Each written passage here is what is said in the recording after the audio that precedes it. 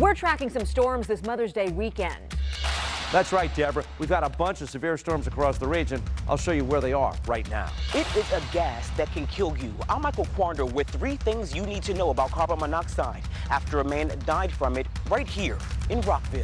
And it's graduation day. Hear the speech that Howard graduates will never forget from one of their own. Sometimes you need to feel the pain and sting of defeat to activate the real passion and purpose that God predestined inside of you. The news at 11 starts now.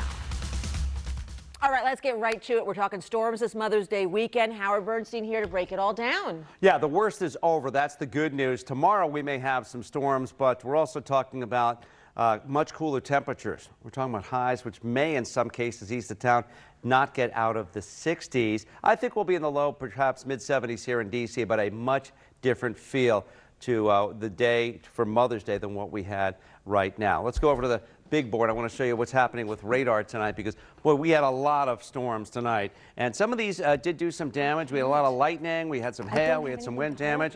And you certainly can see the activity south and east of us now. Nothing is severe anymore. The watches have all expired, so that's a good thing. We do see some light showers still coming through to the north through Montgomery, Howard, and Frederick counties. That's nothing. But down to the south here, well, we'll show you that north here again. This is minor compared to what we were dealing with earlier. It's down to the south. We're still looking at some lightning and thunder from just across from Colonial Beach around Swan Point through Leonardtown over towards Solomons and then south of Cambridge on the eastern shore. In fact, you see Leonardtown, Hollywood, Solomons, as all of this is moving off toward the east-southeast at about 35 miles an hour. This will pull out of southern Maryland and then we'll be in much better shape. And there were quite a few storm warnings over there. I mean, you can see all of the storm reports that we had, and these are hail reports, generally less than an inch in Fairfax County. We had some big, though, hail, and I'm talking big hail in Odenton, 1.3 inches there.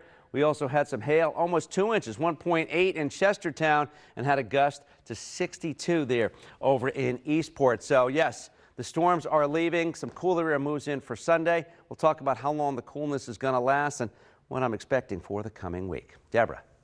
Thank you so much, Howard. We are pushing for more information about what appears to be a deadly carbon monoxide poisoning in Montgomery County. One man died and another person was rushed to the hospital last night. Firefighters say they found a generator running inside of that home in Rockville. And while it's not clear if the house had working CO detectors, WUSA 9's Michael Quander has 3 things you need to know right now about that lethal gas.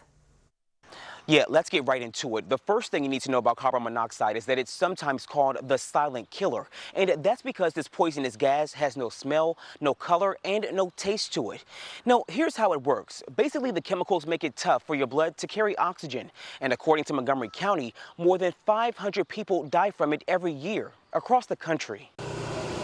Maryland is just one of 38 states and the District of Columbia that require CO detectors in some living spaces as a part of state law or some sort of regulation. No, that's according to the National Conference of State Legislatures. Now, in certain homes in Maryland, you must have carbon monoxide alarms outside of each sleeping area or within a certain distance of equipment that produces the gas. Places like chimneys or blocked vents, to fuel fireplaces and ovens, to all the way down in the basement where you'll find things like the furnace or a dryer. The third thing to know, you can get CO alarms at just about any big box store like Walmart, Target, or Home Depot.